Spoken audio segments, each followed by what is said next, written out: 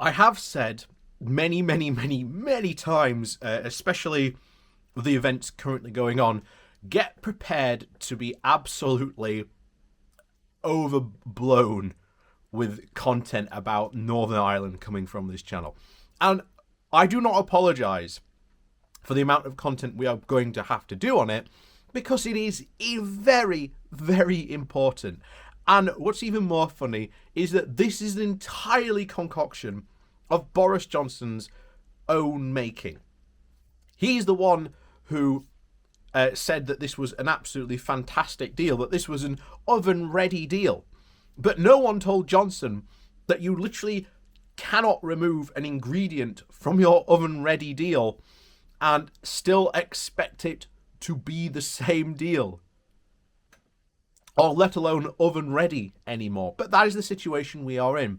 Brexiteers, as always, saying we should do one thing, and then the consequences of their choices appear, and then denying their very own responsibility for their own choices. Like I say, prepare for this. As I've said before, this will be the row of the summer. In the UK, this will pretty much dominate the news cycle. And I guarantee you this will probably not be the only time this week we end up talking about Northern Ireland. But as I said, this is going to be a pretty big row. So let's find out what new state of play currently is. Because as you may remember, last time the EU had basically flatly rejected Frost's proposals on the command paper that he had said that he wants changing. So what of the UK and what has there been response to that at the moment?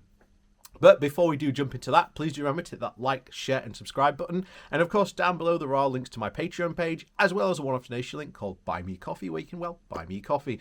And as always, thank you very much to all the people who do support the channel that way. So, on with our today's story. So, this comes from The Guardian. The title is, "The UK has rejected the EU's Northern Ireland moves, saying that the Brexit deal must be renegotiated." Boris Johnson has rejected Brussels' latest attempt to iron out the problems with the post-Brexit agreements for Northern Ireland, insisting that the withdrawal agreement signed last year must be renegotiated. A series of proposals published by the European Commission on Monday with the aim of easing the implementation of the Northern Ireland Protocol were said to be insufficient for the scale of the problems. A UK government spokesperson said that the two sides instead needed comprehensive and durable solutions.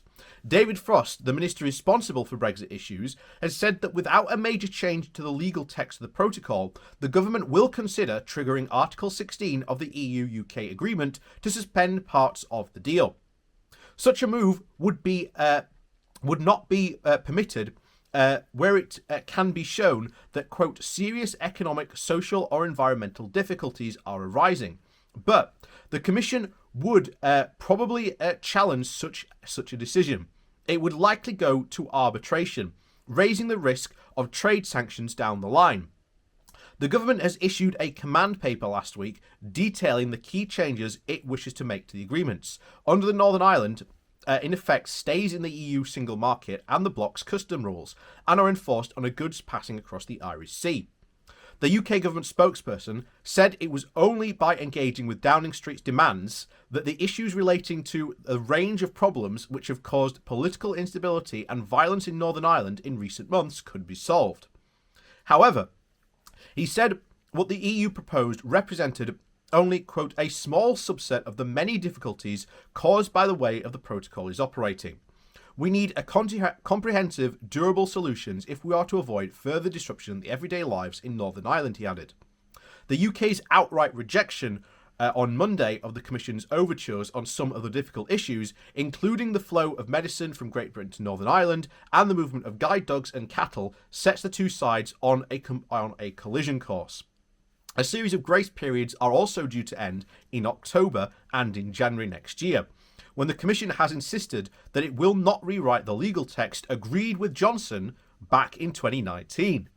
Lord Frost has insisted that he is, quote, sincere in wanting the protocol to be successful, but he cannot envision a situation that will gain the support of all communities in Northern Ireland without the new negotiation on the text. The command paper issued last week has suggested that the political pressures in 2019 forced the government to agree to the protocol and sign in 2022. This was so dumb. This was so dumb. That is so wrong, and wrong for him for saying that, because at any point, Johnson could have said, we are going to extend the withdrawal period so that we can have more time to negotiate. And the EU, if you remember back then, had said multiple times, if you want more time to negotiate, we will give it to you. It was the Conservatives who were so desperate to get Brexit done and move past it. And even then, the whole Northern Ireland Protocol and the withdrawal agreement was viewed by the Brexiteers as something that they could come back to and just willingly renegotiate at any point. They did not take this seriously in any way, shape, or form. So, anyway, it continues. Loyalist groups have claimed the protocol is undermining their British identity by creating barriers to trade within the UK. The Commission has suggested it rewrite its own laws to allow UK regulators to approve medicines destined for Northern Ireland, but strictly on the basis that they would implement EU law. The UK government spokesperson said the proposal still fell short. The EU's proposal was welcome, welcome start, but it would also be a complex one to operate. Onerous, and would not deal with all those medicines, such as new cancer drugs, which are currently under agreements and must be licensed by the European medical agencies in Northern Ireland, he said.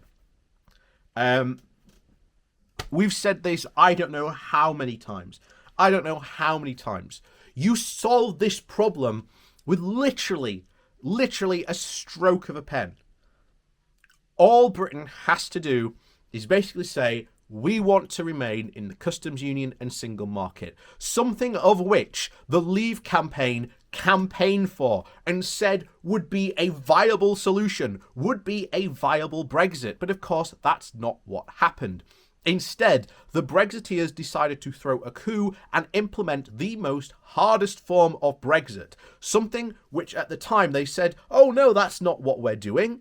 And then they went on to do something that was not told to the people of this country of what they were voting for. This isn't what the people, quote, voted for Leave.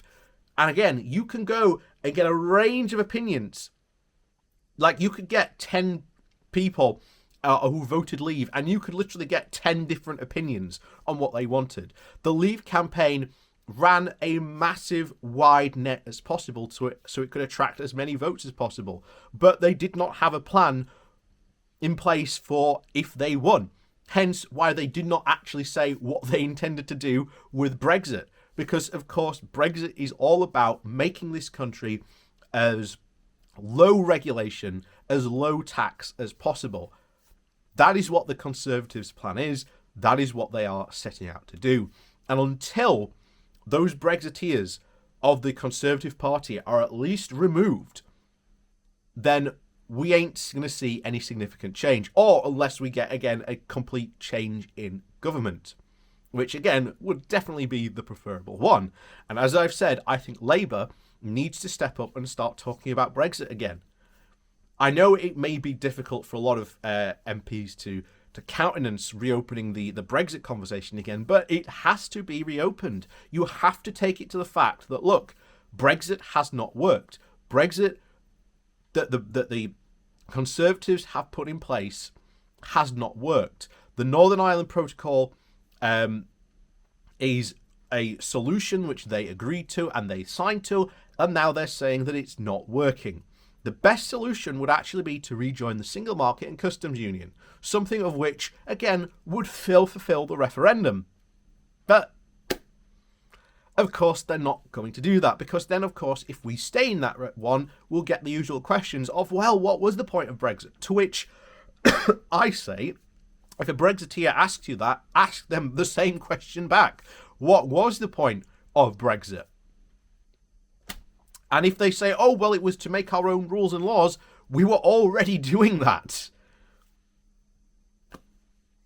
Like I say, The worries, many of the problems that this country is facing were never ever caused by the EU.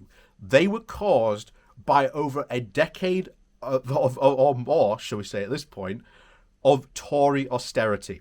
That is what caused the problems in this country, not the EU. It was just a very convenient scapegoat.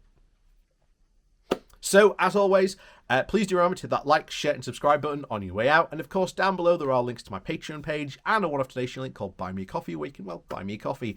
And as always, thank you very much to all those people who support the channel that way. And of course, if you are in the UK or, well, around the world, please do keep on wearing your masks. And of course, think about social distancing while you are out there, because the virus is still very much out there.